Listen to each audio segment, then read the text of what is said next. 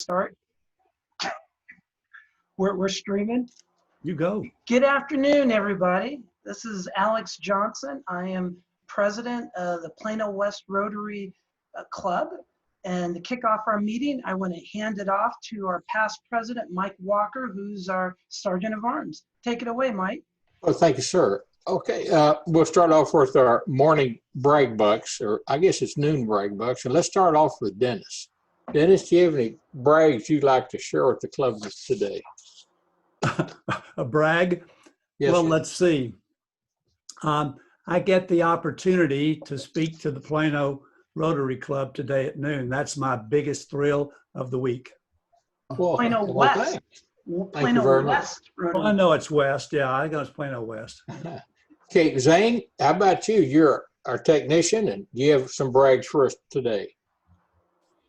Could you come back to me? I'll save you for last. Hey, Mike. Roger, I see the top of your head. I'm assuming the rest of you's there. Yeah, I try to hide it. Okay, I'll brag. I got to see my granddaughter this past weekend with my wife, and she really was all grown up anyways. And we went to San Antonio, and it's wonderful to have grandkids. And I will fill my form up out. Thank you, Roger. Joy? Waiver. Hey, Joy, you have a brag? I do. My son, that's I guess was in the Marine Corps, actually has separated from the Corps and is back here in Texas. So I get to see my baby boy and my precious 2-year-old granddaughter more often, and I love it. Well, thanks for sharing. Hey, Jennifer, you ever bragged for us today? Yeah, sure. I took my first test this past week or last week, and I did really, really well on it. So, Oh, congratulations. thank you. That's cool. I don't think I ever did really good on any test. Okay, thank you. Fred, how about you? I know you didn't do good on any test either. You know, if I could have thrown out the first test in every course, I'd have probably had a 2.0 instead of whatever. But anyway, now my brag is just like Joey's, our granddaughter, one of them is turning 1, and we're having a party for her on Sunday. But and I very rarely do this, but I shared her picture with Janet on Facebook when I heard from people I hadn't heard from in 10 years. So anyway, very blessed though, very blessed. Hey, thanks, Fred. Well, Benton, I see you're muted. Benton, are you there? I'm here. All right. It looks like you're back in town and not out in the woods in the forest. You ever bragged this morning? Yeah, I got a chance to speak to some of the students at Clark High School this afternoon. I'm taking cold drinks and Snickers to bribe them. Well, that sounds like fun. All right, thanks. Let's see, who we got here? Mr. Frankenfeld. Yeah, I'd like to brag about my nephew, John J. Cross, who fought a valiant and courageous fight for months for his life after skiing into a tree and died this past week. So God bless him. He was a great guy. Wow. Sorry to hear. What a loss. Terrible. Thank you for sharing, though. Steve, do you ever brag? I have a few questions for you. I'm not taking, do I have to take questions, Mr. President? Well, just comments on the background in your office. What is a bottle of Jack Daniels and 2 glasses with dip in? Well, it's an open invitation to drop by and have a beverage. Have a toast, huh? Yeah, absolutely. I'm going to have to start doing that too. I got some good whiskey to drink. Yeah. Yeah, I'd like to brag about my vacation to Galveston. First time ever. We got both of our kids with their spouses and children. Everybody was at Galveston from last Friday until yesterday. And we had a great time. First time the kids got to walk in the ocean and play in the sand and stuff. So it was a fun time. That does sound like a good time. Thank you. Mr. Thomas, whoop, there, James, you want to take off your mask and give us a brag today? James Thomas. I don't know if he can hear me or not. Looks like he's on the move. Okay, yes, I'm currently in a store at this particular time, waiting for a computer to get repaired. I don't know if you can, I don't know if you guys can hear me, but. We can. Oh, excellent, excellent. Well, my brag is, as I shared with a couple of my colleagues, my two older boys spent last night with me. They realized, Dad, we hadn't seen you in a week and a half, so we are coming to see you. They came by and we watched hockey and football and had a wonderful time. They ate up all my inventory in my refrigerator, but nonetheless, we had a wonderful time. So that is my brag. Thank you, sir. That's a great brag. Thanks, James. Roxana, you ever brag for us today? Well, last weekend I got to spend the weekend with my daughter, only her. And my husband was camping with my other daughter. So, and I got to watch her compete in swimming, but through live Zoom. So I thought that was wonderful that even though we couldn't be there to see her swim in person, I saw her live. So that was wonderful. That is special. Yes. Thank you. Thank you. Let's see, Ricole, if I'm pronouncing that right. Is that right, Ricole? Yes, that's correct. There you are. I don't have a brag, but I'm just happy to be here. I'm glad you're with us. And then I got a Galaxy S10 over there. I don't know her first name, Alex. You're muted, Alex. I don't see. Is that Pandora? Yep, I think You're so. muted. Hi. You ever brag today?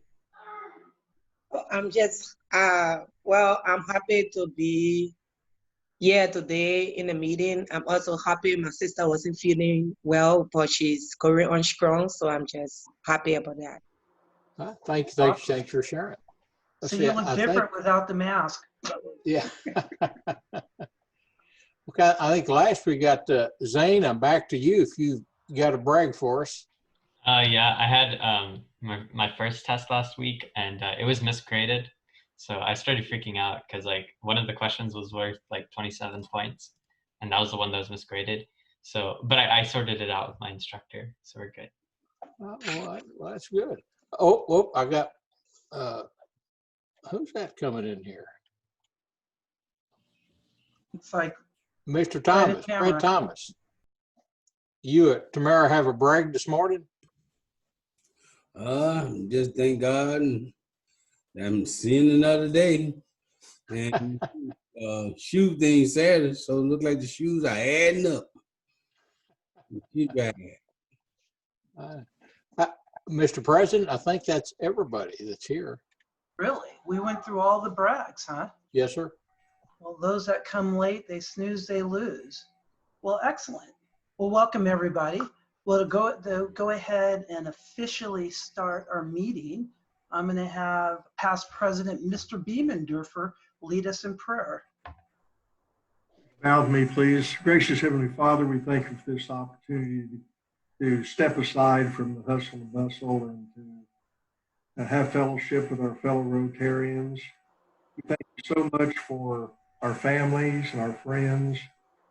We thank you for Rotary that gives us an opportunity to do your will, to help those in need, to encourage each other, to support each other, and to live the four-way test, and also to the motto of Rotary of service above self. We give you all the glory during the hard times and the bad times, because we know that in spite of what we're in, that this too shall pass. We ask you for your guidance and strength and wisdom. And above all, we thank you for Rotary and its opportunity that provides us. We ask these things in your son's name. Amen. Amen. Thank you, Fred. Well, now I'm going to ask our past president, Mr. Steve Lawton, He's going to lead us in the Pledge of Allegiance, and I am going to put up a flag here for everybody to be able to look for. If you would, please join me in renewing our pledge to the greatest country in the world. I pledge allegiance to the flag of the United States of America and to the republic for which it stands, one nation, under God, indivisible, with liberty and justice for all. Awesome. Thank you, Steve. Yes, sir. Well, everybody, this is another great day for Rotary. What I want to do, as I always do, I want to talk about the Rotary Foundation, and I want everybody to take a look at those foundation points program that our foundation committee has put together. If you checked off some of those things, go ahead and forward that to Randall. I would encourage everybody to, if you go on our website, well, we have a page called the foundation page. Take a look at it, and what it's really good about it is it talks about some of the areas in the world that the Rotary Foundation plays a part in. And a lot of people just don't realize how much impact the foundation has. If you look at just the fiscal year 2018, which ended in 2019, the Rotary Foundation donated over $86 million. And actually, what I'm going to do, let's see if I can put this up so you guys can look at this chart here. Because a lot of people just don't realize the impact of the foundation. So here it is. This is actually on our website, and it kind of, what it assures you is some of the impact that the Rotary Foundation has. So as you can see, the year that ended, fiscal year 2018, would ended June 2019, $35 million the Rotary Foundation put out in grants in the area of preventing disease, $18 million in providing clean water. Everybody can see this chart? Yes, good. Over 10 million, almost 11 million in supporting education, a little over 10 million in growing local economies, $7 million in saving mothers and children, and then another $3.5 million in promoting peace. And keep in mind, this isn't just all over the world.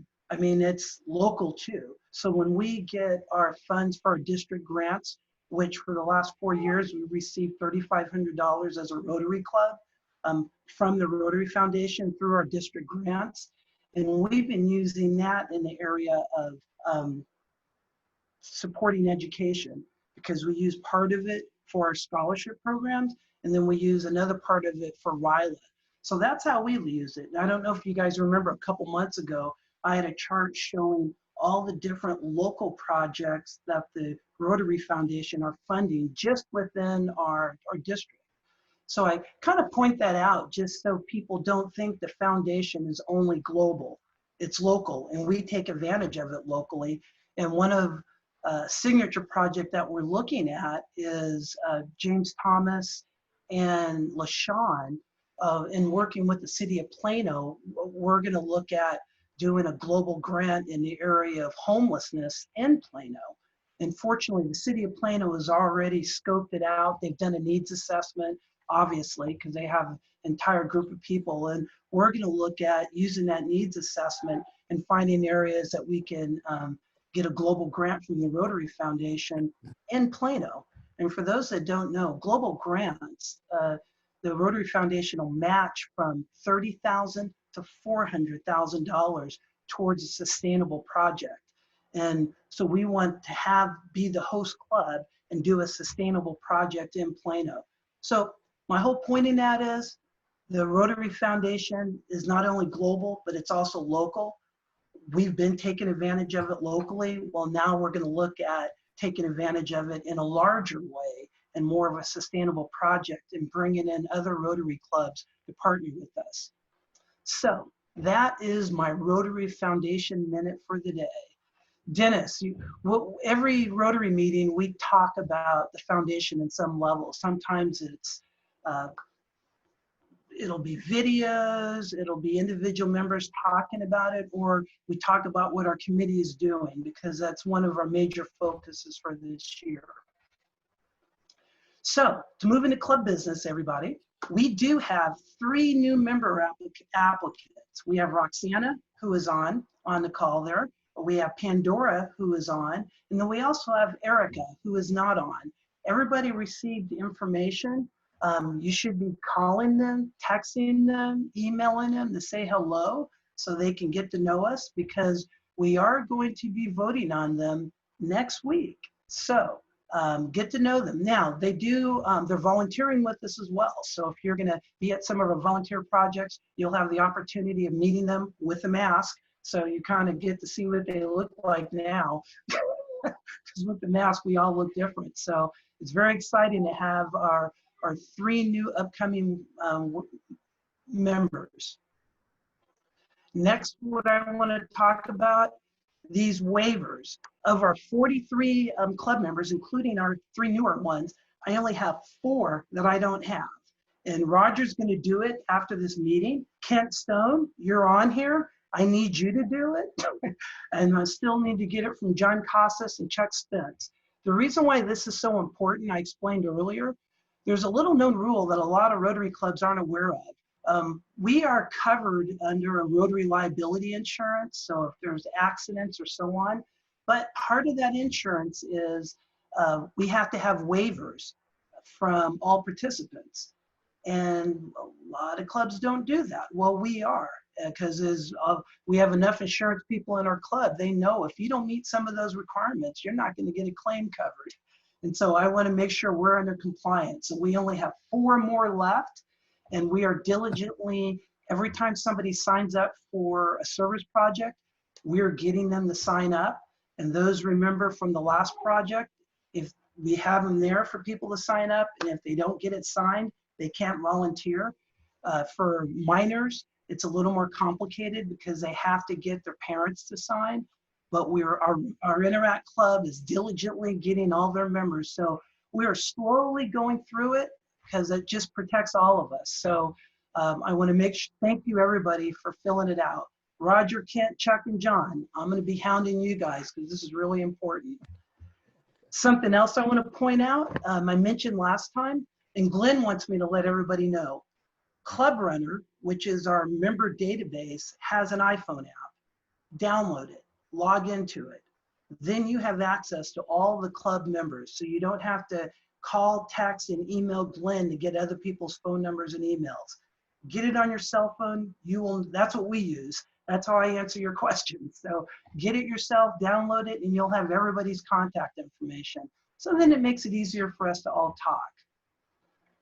Something else I want to cover, makeups. Dennis, you don't know this, but our club, not only are we the fastest growing club in our district, we have brought on 22 members this Rotary year in the last 3 months, but we also have the highest attendance of any Rotary club in our district. And that is not counting makeups, because our club serves more than attending meetings. And so we are now trying to let everybody know, if you miss a meeting, but you're at a service project, either 2 weeks before or 2 weeks after that meeting you missed, send an email to Glenn and let him know, and that counts as a makeup for not making this meeting, because all of you are always volunteering. Hey, Alex, I thought you were talking about that some of us on this call need makeup, and I was agreeing with you. I do, yeah.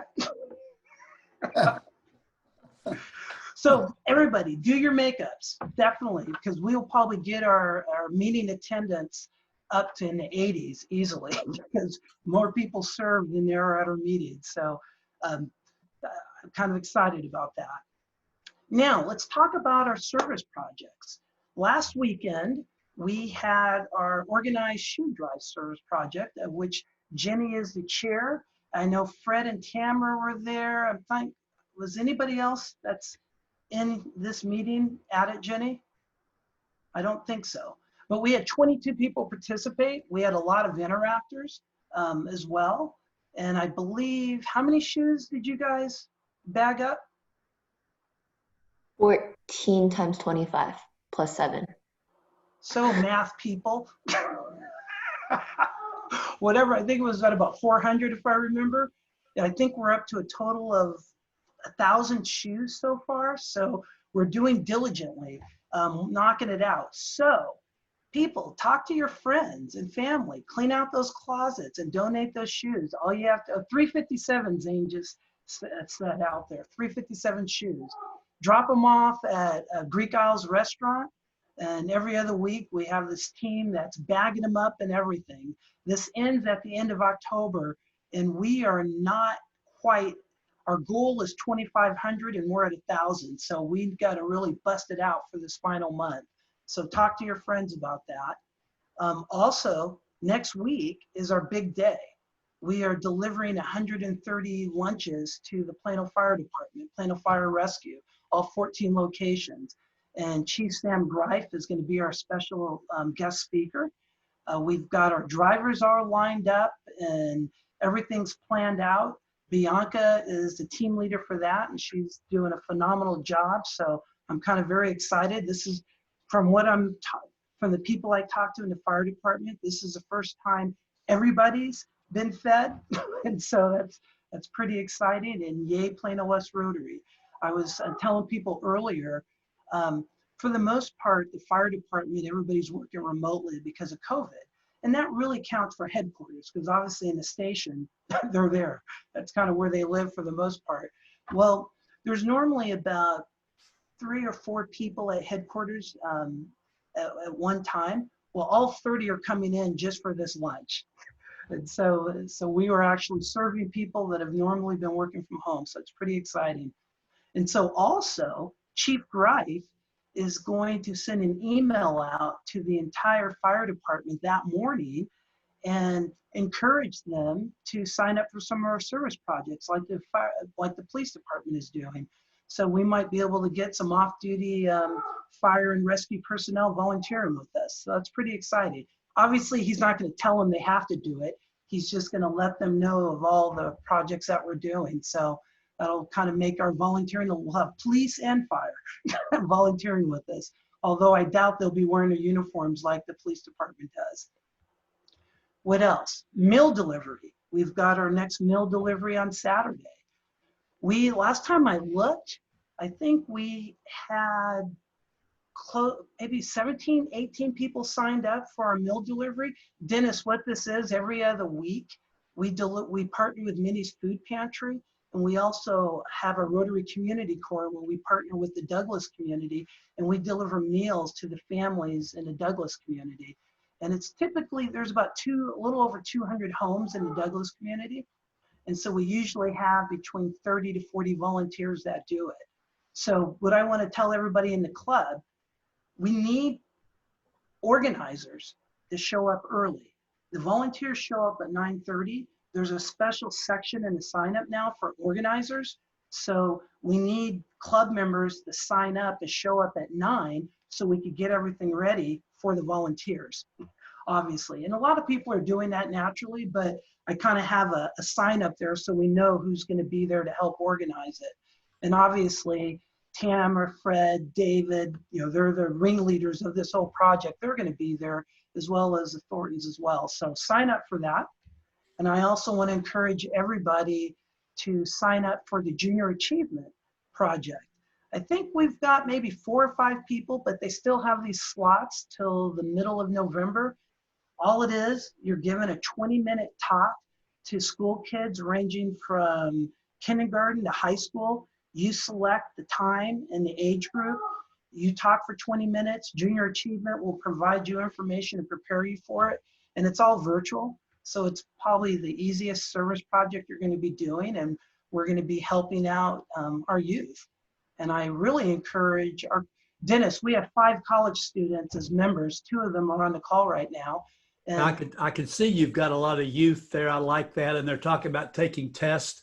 I've been on the other side of that, giving tests. So just suck it up, guys. Suck it up. You'll be okay. Well, you just kind of getting into your intro, but you just retired from UTD. Well, we have 3 UTD students in our club. Zane's one of them. Wow. As a matter of fact. And they're actually kicking off the UTD Rotaract Club that ebbs and flows from death and life every few years. Yes, it does. And so, and as you probably know, Gene, what's his name? Zane, what's your faculty advisor's name? Gene Fitch. Gene Fitch. He's a Rotarian advisor in the Richardson Club. So we're doing a lot with UTD because our members are kicking off that Rotary Club for them. But so people sign up for that. I'd like to see more Rotarians partner with Junior Achievement and give some career talks to these students. And everybody has something to say. The college students, high school kids, and elementary school kids love to hear from people close to their age, just to talk about what they need to do to prepare for college. And we have all these business owners in our club, nonprofit leaders. So please sign up. And it's through November. All right. Well, that's it for club business. We are now rocking and rolling for the whole reason that we're here. What I want to do is, there we go. Now, I am going to, is that right? Yes. Excellent. Can you guys see that?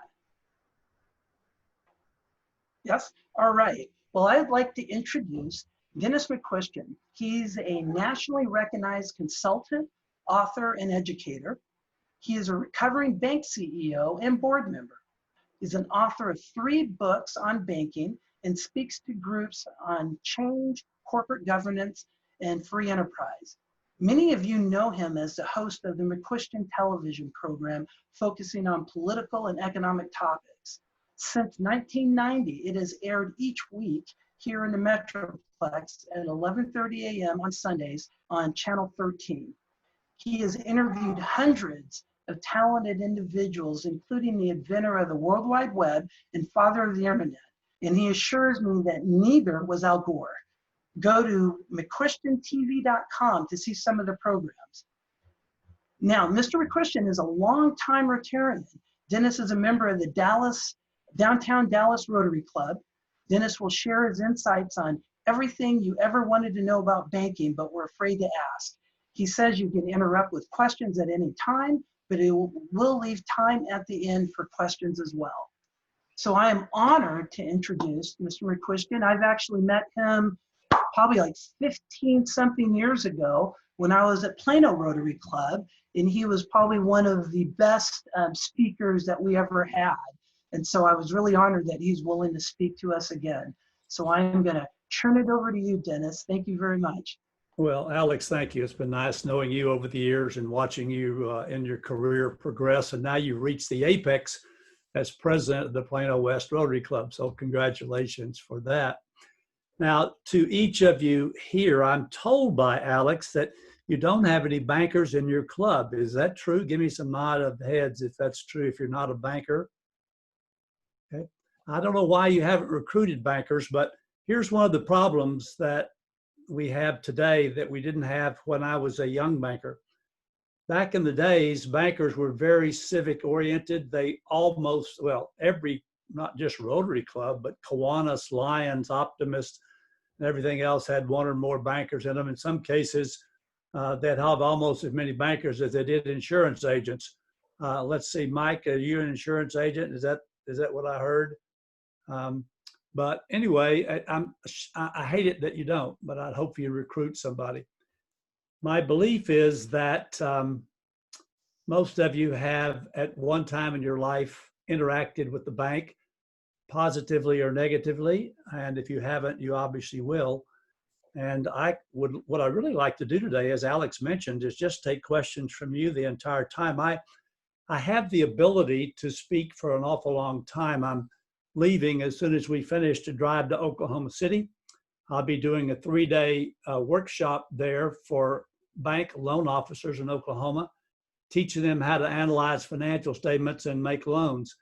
So I think if I can do 3 days on that boring topic, I could probably spend easily 20, 25 minutes with you, don't you think? And so I can talk about a lot of things that relate to banking. I have this great cartoon, and I'm not using any PowerPoint slides, Alex, even though I obviously will. I could do PowerPoint hell, but I have this great slide, so feature this.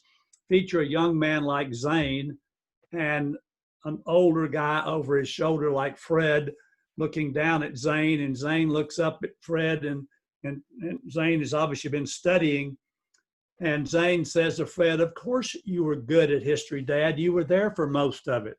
So keep that in mind for those of you who have, let's say, a little less hair or grayer hair out there. A lot of us have seen a lot of the things that have gone on in your lifetime and mine.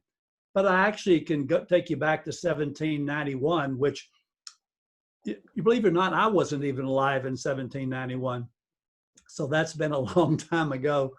And I can take you back that far, or what happened during the Civil War, what's happened during this century, what's happened in the last few years, and particularly, of course, what's happening now in terms of banking and financial stuff. So let me just stop for a second and see if there's anybody at this point who thinks that they'd have some sort of question about anything relating to banking and finance. Anybody? You can just do the chat thing. I see a couple of chats there. I guess I should open my chat. I see, Joy, have you got your hand up? You're on, No, oh, there you go. I was just putting my hand up to my You were neck. just waving Sorry. at me. Okay, well, I'm waving back at you, Joy. Thank you so much. Yeah, I've got my chat thing up. So you can do a chat or just hold up your hand, push that button at the top or whatever you want. I would say that there are basically mostly good people in the banking industry, notwithstanding what you sometimes read. The scoundrels in the banking industry primarily are in very few square miles there. They're called Manhattan. Perhaps you've heard of New York City. And what we have up there are people who don't really care about much of anything except how much trouble they can cause and money they can allegedly make by causing trouble. This has been going on since the beginning of our republic. I always like to hear the Pledge of Allegiance. We pledge to the republic for which it stands. I'm going to submit to you, we don't have a republic anymore. We have a democracy. We have a democracy which is something that the founders tried their best to keep us from having. They knew it would resort to what we're doing now, and that is tribal politics, where both sides yell at each other all the time. How many of you tonight are going to watch the chief yellers, the chief cheerleaders on TV debate? Anybody going to watch that tonight just for fun? Okay, most of you have better sense than that, which is good. But for those of you who decide to watch it, adult beverages are recommended. So if you can just keep that part in mind, we'll see what happens. The founding of this country was very closely tied to money, as you might imagine. Our founders fought for independence without having a lot of money. They issued a bunch of bonds that were worthless, some securities that were worthless, and some things that ended up after the war being the old saying, not worth a continental. Continental was one of the currencies that they used at the time. And so I haven't seen the play Hamilton. How many of you have seen Hamilton? Have any of you seen that play? Okay, Alex has seen it. The rest of you have heard of it. But Alexander Hamilton was one of the really people who pushed us to have what was called the first bank of the United States, which had a 20-year charter from 1791 to 1811. A lot of people liked it in government in particular, and bankers. A lot of people didn't like it, so charter went away in 1811. But not to be outdone, the government decided to do it again in 1816. Another charter that went on until 1836, and Andrew Jackson, who President Trump has been, let's just say, compared to probably more than most presidents because they were both, shall we say, unusual in their personality. But Andrew Jackson decided not to renew that charter either. And so I think those were good things. That's just my opinion. So I'm going to give you facts like I've just given you. I'm going to give you my opinion. Your job as Rotarians is to decide based upon our number one thing in our Rotary code, and that is it the truth? That's your job, is to decide whether you think I'm telling you the truth or not. So in 1837 to 1863, we had what some people call the free banking era. Some people called it wildcat banking. There are reasons for that. But let's say that things were different from what they are today. banks actually issued their own currency. So you could bring in some gold, give the bank gold, they would give you a currency, or in some cases, they started to give you a credit to your deposit account. But we find this hard to believe that some banks issued more currency than they had gold. And they would have a little bit of thing on the currency that said, this currency is redeemable in gold, but it's only at a place, say in Kentucky, where wildcats could go. So you really couldn't redeem it if the bank didn't have enough gold to give you the money. It's an interesting time, limited government, and the corruption that happened was primarily because state governments wanted banks to buy their bonds. And so the banks had to buy their bonds to fund state government. And that's where the corruption ended up being.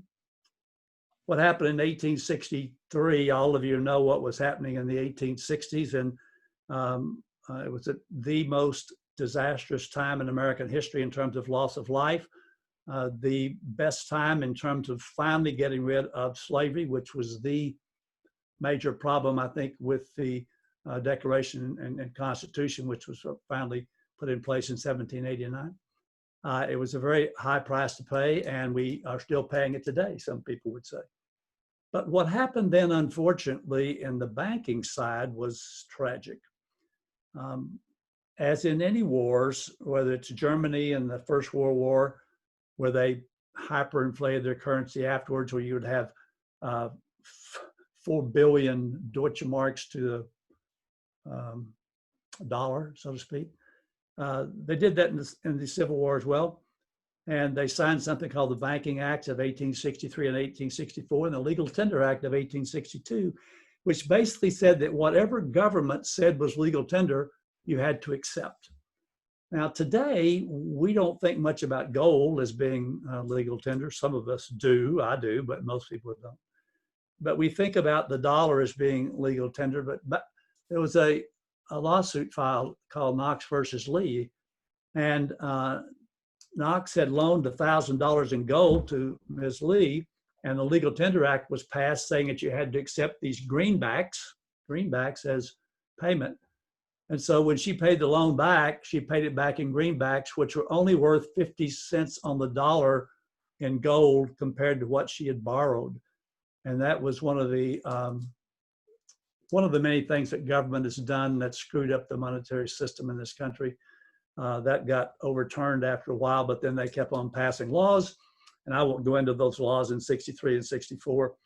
Let's just say that there were some problems. There were several economic crises in 73 and 93. And the other, I got the other acts here. Anyway, it doesn't matter. 4 or 5 times during that period. And so people were concerned because a lot of countries around the world had what we call central banks. We didn't have a Federal Reserve system in this country until December the 23rd, 1913. But the ideas of how big bankers wanted to grab control of money and effectively inflate the money supply and decrease your purchasing power actually was hatched on Jekyll Island, Georgia in 1910. Does anybody know this story, by the way? Anybody know what I'm about to tell you? Has anybody been to Jekyll Island, Georgia? No? It's a beautiful place to visit. I happened to have been there the last time I was there was on September the 10th of 2001.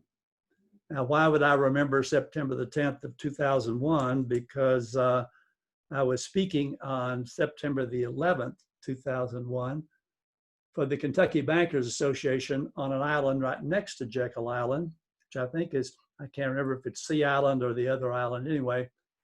But I was the keynote speaker on September 11th. And it was an interesting day for all of us that we'll never forget. I would maintain to you that damage that was done on Jekyll Island, Georgia in 1910 has been more devastating than what was done to America on September 11th.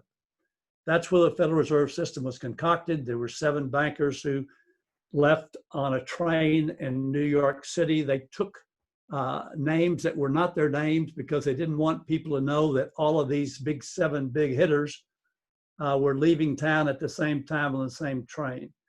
In fact, in 1913, that was just a few years after what happened at Kitty Hawk with Orville and Wilbur Wright. And one of the people on that train called himself Orville, another one called himself Wilbur.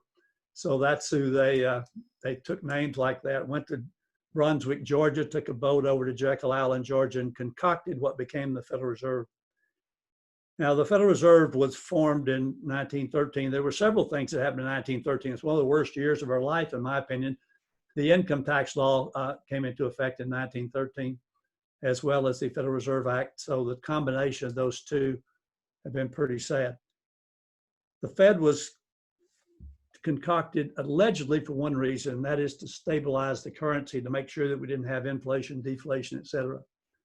Since that time, the dollar has lost 97% of its value. And so it's done an awful job, obviously, in that regard. For those of you who have a little gray hair, do you remember what you paid for your first house? For those of you in the real estate business, I bought a house in Canyon Creek in 1968. I paid $38,000 for it in Canyon Creek, 1968. Many of us paid more than that for our last car, didn't we? So therein lies the problem, and that's what we call inflation. And it's always driven by government policy when government controls money. So we had the Great Depression, 1929 to 1933. 10,000 banks closed in the Great Depression, 10,000 banks. Today, we only have just over 4,000 banks in the country. We've been consolidating from 18,000 30 years ago down to a little over 4,000 banks now.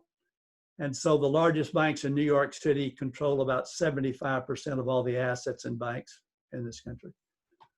We say, well, that can't be a bad deal. Well, how bad a deal was it in 2008? When they decided, along with criminal organizations like Countrywide, as an example of Countrywide, Lehman Brothers as an example, Bear Stearns, some of the bigger banks survived it. They decided to make loans to anybody if you could fog a mirror. That was their deal. And they didn't care if you could pay back the loan or not. They sold those loans to other people who sold them to other people. And they ended up being scattered all over the world in bad loans. That's a tragedy. Some of us saw it coming. We even did a television program in October of 2007 in which I had an economist who I'd interviewed in Las Vegas earlier that year who said it's going to happen next year. It's going to happen in 2008. You might as well just get ready for it. He believes it happens every 18 years because of the Fed policy. We'll see if we can hold out till 2026. I'm not certain that we can, given what's going on right now. So that's sort of the historical perspective. I think that I'll stop right now and just force you to ask me some question about can be today or 1791 or whatever you'd like to ask about banking or the Federal Reserve or monetary policy or whatever you'd like to ask about. So who's got the first question for me?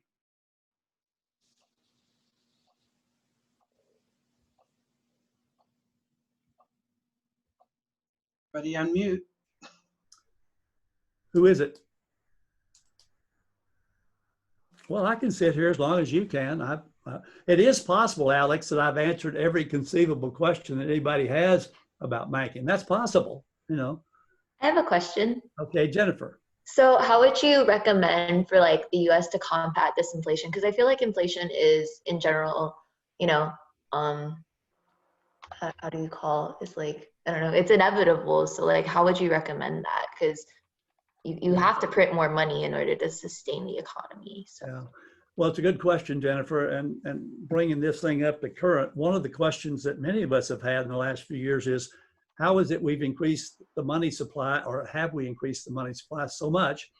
And yet the Fed continues to want to increase inflation up to 2%. And they measure inflation by something called the Consumer Price Index, which all of you have heard of. They've changed how that's computed 19 times in the last 25 years, however. That's one reason why you have a difference. And so, and they also typically don't count in inflation, asset inflation, stock market inflation, real estate inflation, like good old Alex's stuff all the time goes up. They typically don't include that in inflation. And so if you look at, and I'm not going to get into what money is, but let's just say there's an issue called velocity, how fast money turns over. So in the last few years, with all the increase in Federal Reserve money supply, the velocity has gone down like so. And that is why we don't have the inflation that we expect to get. We will, in my opinion, eventually get it. I don't know. They have been focused on trying to prevent deflation, which is what we had in the Great Depression, and that is asset prices shrinking significantly. But if I'm on New York's Wall Street and I believe that asset prices should go up, and I control who runs the Fed and these things, I mean, what am I going to do? You know, I'm going to make sure that asset prices never go down again. So we create more and more money. So let me give you an example with the Fed, Jennifer.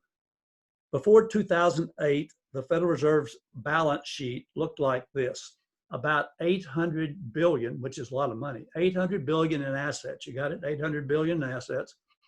And of course, 800 billion in liabilities and capital, but capital was only 1% of their assets. Now you try to run a business with leveraged 100 to 1. Only banks, in this case, the central bank, thinks they can do that. During the crisis of 2008-9, they increased their balance sheet from 800 billion to 4.5 trillion.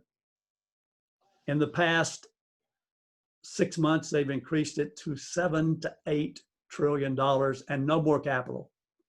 So the Federal Reserve is broke. If interest rates go up, the assets that they own value will go down, and they will be already, I mean, they're already insolvent, but they would really be insolvent if rates go up. So they will do everything they can to keep rates from going up. Because who is the largest debtor in the world? That's the federal government. Now, when Ronald Reagan was elected in 1980s, that's been 40 years ago, the US debt was $800 billion. Same as the Fed's balance. Interesting. No connection, no. By the time George Bush was elected, the federal government owed $5 trillion. Today, the federal government owes $26 trillion. So in 20 years, we've gone from 5 trillion to 26 trillion, 500% increase in debt. Does anybody believe that's sustainable? And the only way you get out of that thing is to inflate your way out. So to answer your question, we will have a major breakdown, Jennifer. I don't know when. I hoped I would be dead before it happened when I started talking to my kids about it 20 years ago. At this point, I may not be dead, Jennifer. We've done bad things to you and Zane and people in your age group. We have put the screws to you financially, and I'm apologizing to you because some of us knew better. We just didn't have the power to keep the people in Washington and New York from doing it. Good question. Other questions? Anybody else? Yeah, I have a question, but it's more on like it's like there's some other level. Like with banks, I rather want to just understand like what are they like, like they explain to you the benefit of saving your money in the bank, but how can you grow your money in the bank? Why you saving your money? How can your money grow? Because it's like most people trying to, save the money in the bank and it's just there. Yeah. Is it growing? Are you getting interest? What is the interest? How fast can you actually increase your interest while your money why are you saving in the bank? Do you have any idea on that? Yeah. Is your name Pandora in spite of the fact it says Galaxy S10? Oh, Pandora, yes. Okay, good, Pandora. It's a great question. So here's what's happened. And I tell these people in meetings that I go to and speeches that I make to these bankers all over the country, I said, we have screwed the people, especially old people like me. I figured years ago, if I would save a little money along, let it grow at interest, in a bank savings account as an example, that when I got to be my age, I could quit working and then I would use that interest. I would make 5% a year on my savings account and I could live off the 5% if I had enough money saved. Does that make sense? But no, what the Federal Reserve has done is it's made everybody who wants to borrow money, stupidly, to buy real estate mostly, sorry, Alex, to borrow money, it's made them billions of dollars. And it's cost all the rest of us who are savers the same billions of dollars. So we today can put the money in the bank in the savings account making 0.1 interest, not 5%, but 0.1%. And that's what the government has done to all of us. And yet it keeps on saying, well, you just keep on believing us. You guys go out to the polls on November 8th and figure out which one of these, let's just say, incompetent people you want to vote for, because they're not going to change that. Neither one of them will change that. You can talk about Jay Powell. Jay Powell seems like a nice enough guy. He doesn't know what he's doing. They do have a lady proposed for the Federal Reserve Board named Judy Shelton. She's this close to being confirmed. I'm not sure if she will be. She had to lie in order to get there because what she believes in is free, is hard money, and that is a real interest rate, Pandora. That, you know, that the interest rate is nothing but the cost of money over time. That's all. You know, a dollar today is not worth what a dollar is in a year, you know, and especially with inflation, it's certainly not. And interest rate is how it is the price that tells us what we do with our money. But if the price is screwed up by government functions, which is what they've done, then we don't know what the price of anything should be. Today, real estate in Plano, you're going to buy a house in Plano at $350,000 or less. You got 6 people bidding on it. Why? Because they can borrow money at 3% for 30 years. I mean, it's craziness. But that's what, when you screw around with money and do what's been done over so many years, this is the funny money land that we live in right now, and it won't last. That's all I know for sure. So Pandora, I feel your pain, lady, and I'm a lot older than you are. I feel it worse than you do, believe me. Yeah, I think it's time we go back question. to the battle system then. Pardon me? I said, I think it's about time we go back to the battle system then, where we exchange schools and services. Absolutely right. I'm with you. All right, maybe one more question. Yes, Fred. Mr. Dennis, I like to ask about small business people. How is the bank going to help them, the small business loan and the self-employed, or but they don't even come, so they're going independent contractor. What about them? Because they want to make up. It's not the big companies, it's all the small local people, the small businessmen that make up the companies and stuff. How is the bank going to help them? Well, that's a really good question, Fred. There's several answers to that. One, some of us believe we have too few banks now because the big banks really don't care about you. They really don't care about you. So it's a question of community banks. And community banks keep getting bought out by the other banks, sometimes because the bankers just want to make money selling out. That's a shame. But your best friend is a good banker, and good bankers are hard to find. I'll be teaching these bankers this week what small businesses look for when they come into a bank, what their financial statements say, because financial statements tell a story, and I'll be telling them how to read those financials.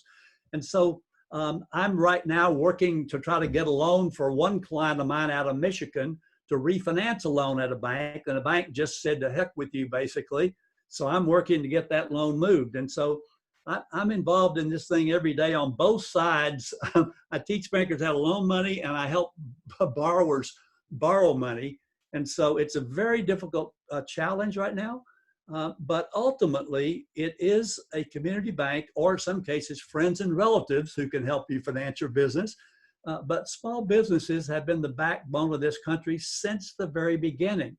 And don't get me wrong, I like Amazon and Dell and all these other people. That's a whole nother issue about what's happening in those areas with Facebook and everything else. But nevertheless, small businesses and people who want to be self-employed like you and me for a big part of my life is very, very important. And so good bankers can help you in this. They can't normally, they're not going to provide capital for you. They provide loans for you, which is different. You got to have some skin in the game yourself. And that's the reason why some people find it more difficult to borrow money. But if you understand where they're coming from, I'm trying to I'm trying to educate them where you're coming from, because most of them haven't sat on your side of the table. If they had, they would understand your plight better. Let's put it that way. So thank you for that question, Fred. And let me just say in closing, Alex, it's really been a pleasure to be with you, and what a great group. Keep on growing the club as you have. I think that it is, to a large extent, the nonprofit sector, which includes service clubs like the Rotary clubs that we belong to. The stuff that we've done in polio and in water all over the world is still a fairly well-kept secret, you know. But it's the kinds of things that obviously many governments can't do, and many big corporations won't do. And so the kind of volunteering that you guys are doing is so very important, and I appreciate what you do, believe me. So thank you very much. Well, thank you very much, Dennis. It was a pleasure to have you speak to us. Something that we do for all our speakers is we, as a speaker gift, we make a donation in your name to the Polio Plus. And so what I'd like, normally I would hand you a certificate, Yes. but I'm going to virtually read you the certificate presented to you, Dennis McCuistion. In appreciation for your time and program, Plano West Rotary will donate $10 in your name to the Rotary Polio Plus Fund, together with the 2-to-1 matching funds from the Bill and Melinda Gates Foundation and the 1-to-1 matching funds from the Rotary Foundation. Your $10 will turn into $40, which will provide a vaccine for about 66 children. And as you know, Dennis, it's a huge thing for Rotary. We just eliminated polio in the continent of Africa, which is pretty phenomenal. And we just have 2 more countries left, Afghanistan and Pakistan. It's also kind of cool that our club, we have immigrants that are from Africa. Pandora, she's from Liberia. We have a new member, Sashimo, he's from Zambia. And then we have Aretha, she's from Nigeria. And we also have 3 club members from Pakistan. And so we kind of represent the world, and you know, as we have members that are actually were born and raised or from those countries, they understand the significance that Rotary World Health Organization is making on eliminate polio. So it's kind of cool.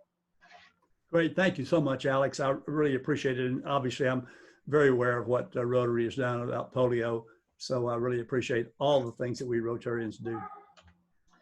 Excellent. I'm really glad you're able to make time to talk to us.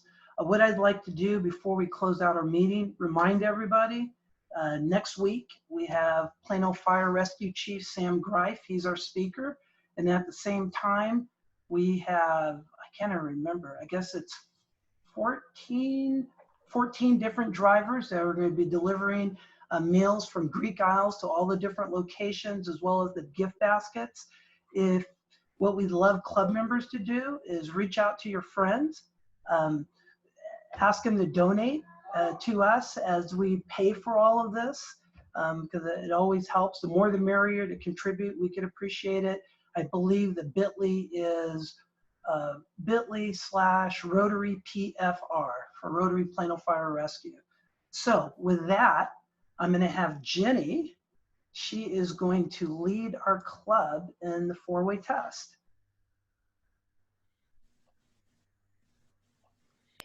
So the 4-way test of the things we think, say, or do. Number 1, is it the truth? Number 2, is it fair to all concerned? 3, will it build goodwill and better friendships? And 4, will it be beneficial to all concerned? Rotary. Rotary. Thank you, Jenny. Thank you, everybody. We are actually ending a minute early, so you got to love that. Goodbye, everybody. Bye. Bye.